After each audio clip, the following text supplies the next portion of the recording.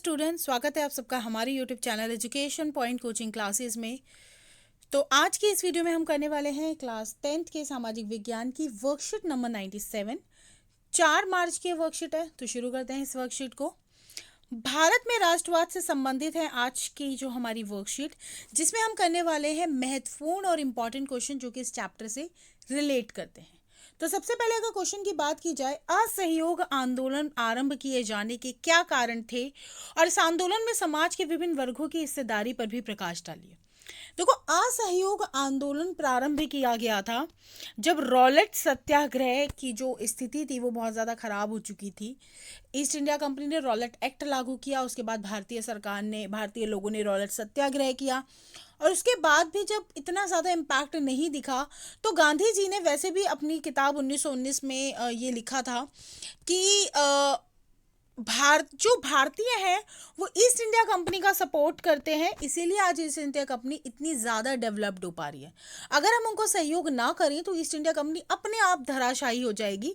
तो एक तो मुख्य कारण ये था कि हम बहुत ज़्यादा प्रथम विश्व युद्ध के कारण बहुत ज़्यादा नकारात्मक प्रभाव झेल चुके थे। आयकर हमें देना पड़ रहा था, पहली बार सीमा शुल्क देना पड़ रहा था, लोगों को जबरन भर्ती कराई जा रही थी।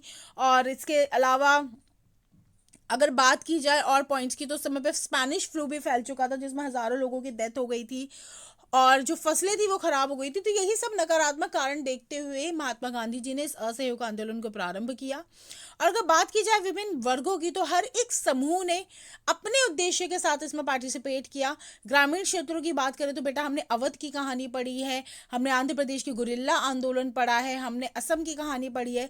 वहीं शहरों में भी हर एक वर्ग ने, स्पेशली मध्यम शिक्षित वर्ग ने बहुत बढ़ चढ़कर इस आंदोलन में पार्टिसिपेट किया। वहीं बात करें प्रश्न नंबर 2 की, तो खिलाफत आंदोलन को प्रारंभ करने के पीछे कौन से कारण थे और भारतीय राष्ट्रीय कांग्रेस आंदोलन में इसका क्या योगदान था।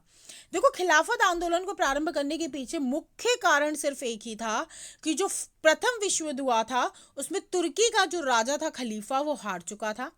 खलीफा को जितनी भी मुस्लिम प्रजाति है वो अपना एक तरीके से आध्यात्मिक गुरु मानते थे और जैसे ही उनको पता चला कि भाई हमारे आध्यात्मिक गुरु के साथ गलत हुआ है या उनके साथ बेइज्जती हुई है उनके इंटरनेशनल लेवल पे, तो इसीलिए इस आंदोलन को शुरू किया गया।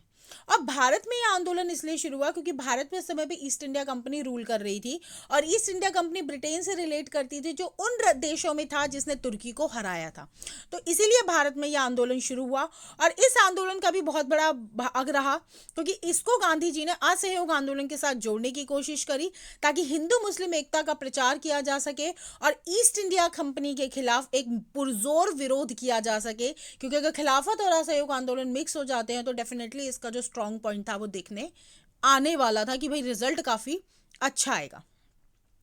प्रश्न तीसरा, समाज के सभी वर्ग स्वराज की अमूर्त अवधारणा के समान रूप से प्रभावी नहीं थे। 1930 के दशक में सविनय अवज्ञा आंदोलन के संदर्भ में कथन कीजिए।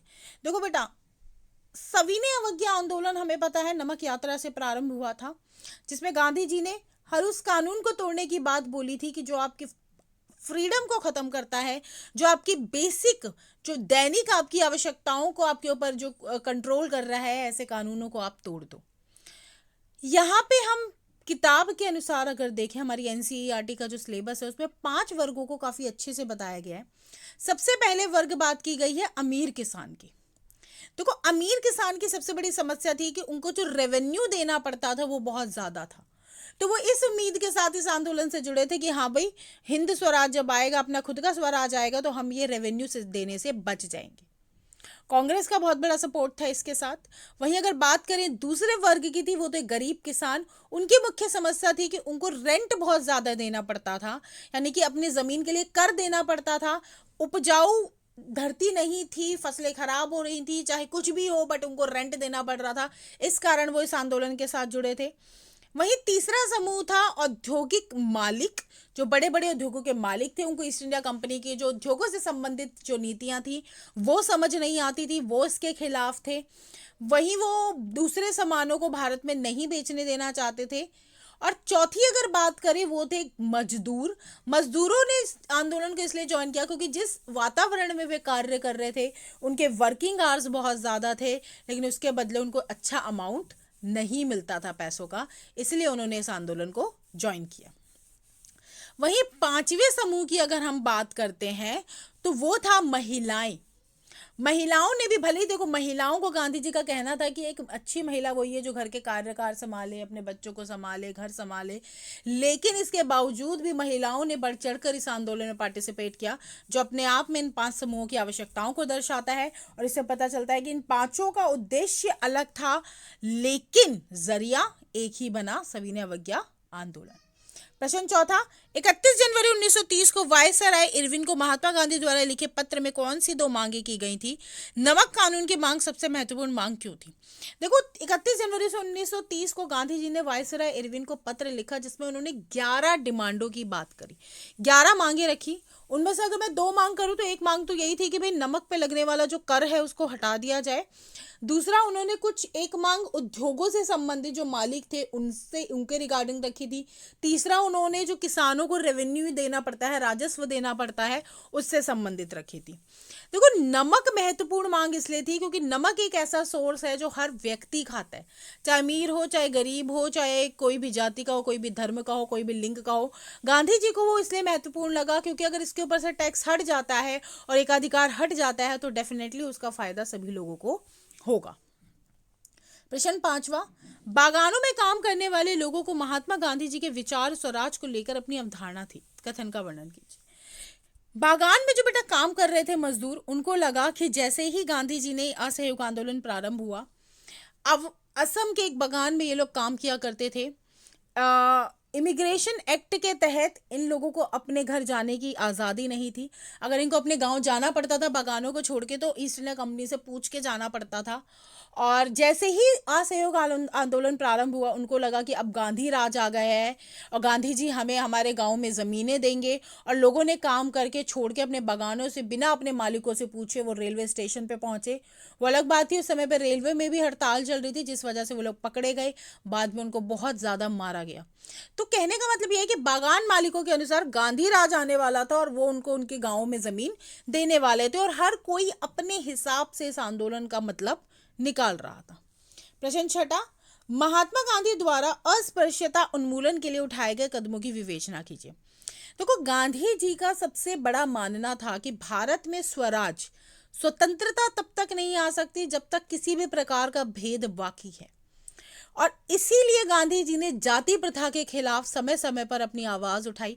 और सबसे बड़े अगर मैं कदम की बात करूं तो उन्होंने स्वयं पब्लिक टॉयलेट्स यानी कि सार्वजनिक शौचालयों को साफ किया।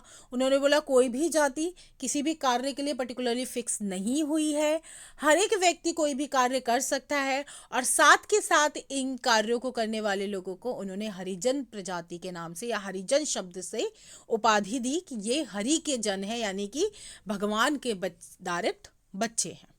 प्रश्न 7वां, सविनय अवज्ञा आंदोलन की प्रमुख विशेषताओं का वर्णन कीजिए। यह आंदोलन असहयोग आंदोलन से किस प्रकार भिन्न था? तो देखो, सविनय अवज्ञा आंदोलन की अगर मैं मुख्य विशेषता बताऊं तो गांधी जी द्वारा चलाया गया एक अहिंसक आंदोलन था, जिसके अंदर गांधी जी ने बोला था आपको हर वो कानून तोड़ देना है जो आपकी स्वतंत्रता में बाधा बनता है या आपकी जो बेसिक स्वतंत्रता। देखो, ऐसा नहीं कि आपको जो मन कर रहा है आप उसको तोड़ रहे हो, लेकिन जो एक मनुष्य होने के नाते आपकी स्वतंत्रता होनी चाहिए। अगर उसमें कोई बाधा कर रहा है तो आप ऐसे कानून को तोड़ दो और अपनी आवाज उठाओ। ठीक है, तो इसकी शुरुआत नमक आंदोलन के साथ हुई थी। इसके अलावा ये असहयोग आंदोलन से कैसे भिन्न था? तो असहयोग आंदोलन में सिर्फ सहयोग ना करने की बात की गई थी, लेकिन सविनय अवज्ञा आंदोलन में सहयोग भी नहीं करना और साथ के साथ कानून को तोड़ भी देना है। जैसे कि गांधी जी ने पानी उबालकर नमक बनाया था जो उस समय पे गैर कानूनी था। प्रश्न 8वां, भारत में विभिन्न आंदोलनों में महिलाओं की क्या भूमिका रही है? तो देखो, महिलाओं ने हर एक आंदोलन में बढ़ चढ़ कर भाग लिया है। भले ही उनको अधिकार इतने उस समय पर नहीं मिल पाए थे, लेकिन उसके बावजूद भारतीय महिलाएं, चाहे वो सविनय अवज्ञा आंदोलन हो, चाहे असहयोग आंदोलन हो, या कपड़ों को जलाना हो, विदेशी सामान का बहिष्कार करना हो, चाहे खादी की मोटी साड़ी पहनना हो, या नमक जैसे आंदोलन पे गांधी जी के साथ जुड़कर पैदल यात्रा करना हो, या गांव में उनकी बात को भाषण सुनने आना हो, तो हर जगह हर स्थान पर जो महिलाएं थी उन्होंने बढ़ चढ़ कर भाग लिया।